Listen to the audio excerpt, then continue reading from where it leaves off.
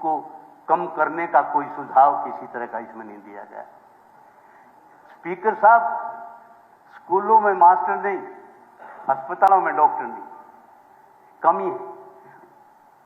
Cooperation department में 50% employ नहीं है।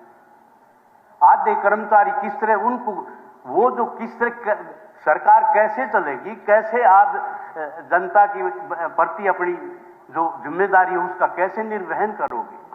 आपकी लिमिटेशन है, उन लिमिटेशंस को दिखाया नहीं गया कि ये लिमिटेशन। कैथल में गए, जब आप कैथल में गए तो मैं मुबारकबाद देता हूं सतपाल जांबा पुंडरी के विधायक खड़े होकर का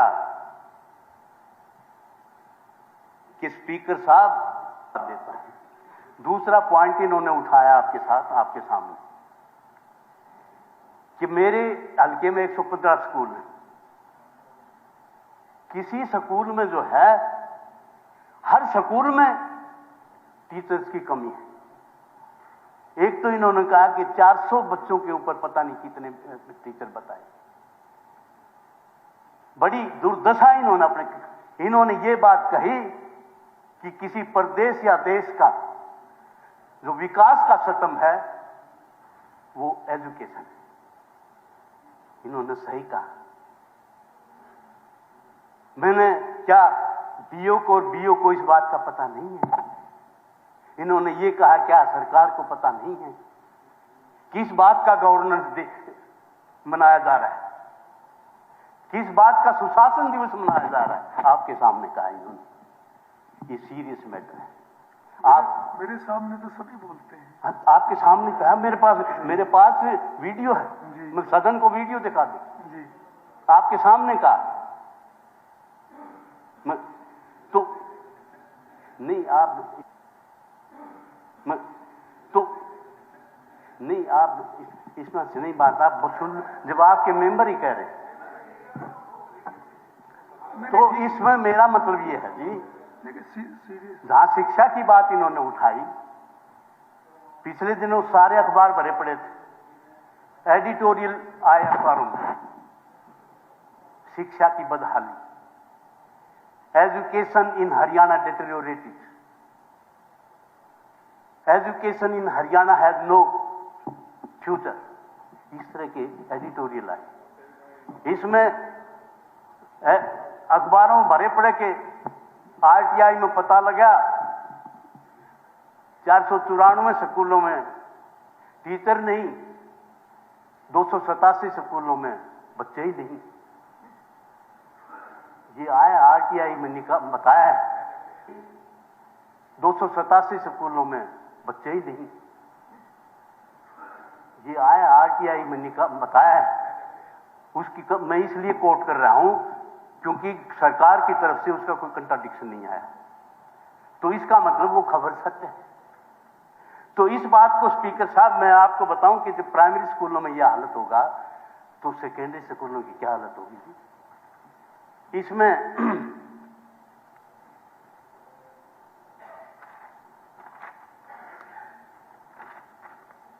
आप देखो जी,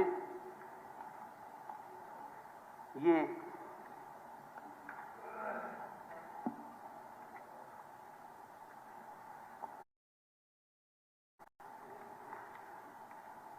यानी एक स्टडी हुई, उस स्टडी में यह पाया गया कि हरियाणा के बच्चे जो है वो हिमाचल और पंजाब से उनका स्तर नीचे है। कि सीरियस मैटर है। जो हरियाणा आप गाना बना रहे हो, आप हरियाणा बना रहे हो, दिल्ली की तलहटी में बना रहे हो, दिल्ली की विसिनिटी में बना रहे हो, दिल्ली से देश की कैपिटल है, उस हरियाणा में जो है हमारा जो है मैथमेटिक्स में, साइंस में, जमा घटा में हमारे बच्चे हिमाचल और पंजाब से कम है। ये रिपोर्ट आई थी, आपने पढ़ी होगी, न तो मैं बता दूंगा, सदन में रख दूंगा जी। तो इसके साथ साथ आप देखो, एक आरटीआई में खुलासा हुआ कि जो कॉलेज टीचर हैं वो तकरीबन जो है जी 7,986 पद हैं, खाली हैं 4,465। और लगे हुए हैं 3,358। आप बताओ स्पीकर साहब, पढ़ने वाले भी इस प्रदेश में हैं, पढ़ाने वाले भी हैं। कौन सी ऐसी नीति है जिस नीति के तहत दोनों का मिलान नहीं होने दिया जाता? क्योंकि किसी प्रदेश की विकास का रास्ता भी शिक्षा से होकर गुजरता है, अपॉइंटमेंट हो नहीं रही। आप ये बताओ, इंग्लिश के, मैथमेटिक्स के, साइकोलॉजी के 600, 700 टीचर नहीं है। कौन लड़का कंपटीशन में जाएगा? किसी ने सिविल सर्विसेज का अपना एग्जाम देना है, किसी ने अपने कोई क्वालिफाई करना है मामला, टीचर उनके हैं नहीं। ये बड़ा सीरियस मैटर है। इसमें मुख्यमंत्री जी या जो भी इसमें जवाब दें कि भाई इनकी जो पोस्टिंग हो कब तक हो जाएगी और कब तक इनका रास्ता आगे बढ़ेगा। और ऊपर की मैं बताऊं जी, आपकी प्रदेश की 22 यूनिवर्सिटी हैं जी, सरकारी यूनिवर्सिटी। उनमें 6,625 करोड़ रुपया उनके ऊपर कर्जा है।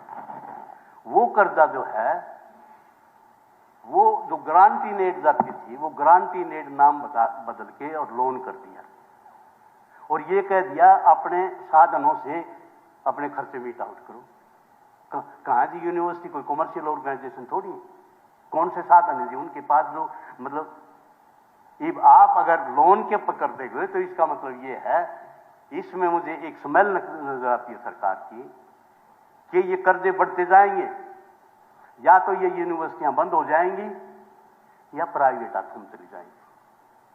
और ऐसे हालात में आम घरों के बच्चे जो यूनिवर्सिटी में अपना कैरियर देखते हैं,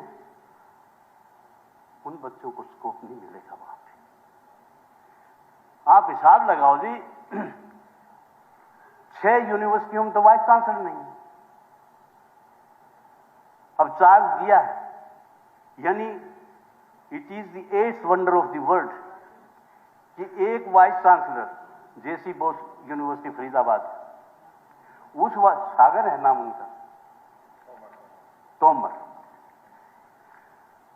उनकी टर्म, पूरी टर्म उनकी खत्म होने 20-22 दिन में उनको 3 यूनिवर्सिटीज का चार्ज दे दिया। मतलब 3 यूनिवर्सिटी का चार्ज। यूनिवर्सिटी जहां पर मतलब बच्चे जो है वो देश और दुनिया में जाकर अपने इलाके का नाम रोशन करते हैं, उन यूनिवर्सिटीज में ऐसा हालत करती है। क्या है जी, कोई बताओ, कोई काबिलियत नहीं है लोगों में लगने की, पाए नहीं जा रहे, या सरकार की नीयत में इस बात को। तो मेरा कहने का मतलब यह है स्पीकर सर कि इस तरह जो है, मैं जिस यूनिवर्सिटी में था एचएयू में 4 महीने पढ़े, उसको एक्सटेंशन दे दी वाइस चांसलर। करप्ट, भ्रष्ट, तानाशाह आदमी है। क्योंकि मैंने उसी यूनिवर्सिटी से एमएससी की है, पोस्ट ग्रेजुएशन की है, उसी से मैंने पीएचडी डॉक्टरेट किया है। और उस यूनिवर्सिटी में जो हालात देखते हैं, क्योंकि उस संस्था से जहां से आदमी निकल रहा, वहां उसकी आत्मा जुड़ी हुई होती है, और वहां अगर कोई इस तरह की बात होती है तो तकलीफ होती है। क्योंकि ये यूनिवर्सिटी जब अलग हुई थी, हमने संघर्ष किया था, हमारे सर से खून निकला था, ये यूनिवर्सिटी बनी। हिस्ट्री पता, मैं यूनिवर्सिटी का प्रधान था उस टाइम। हमने बाइफर्केशन के लिए लड़ाई लड़ी। जब हरियाणा बन गया, उसके बाद पंजाब एग्रीकल्चर यूनिवर्सिटी थी, लुधियाना हिसार कैंपस थे, सारी ग्रांट ओम प्रकाश यादव जाने के बाद लड़ाई लड़ी हमने, जो है जी, उसमें सारी ग्रांट वहां जाती थी, PL4।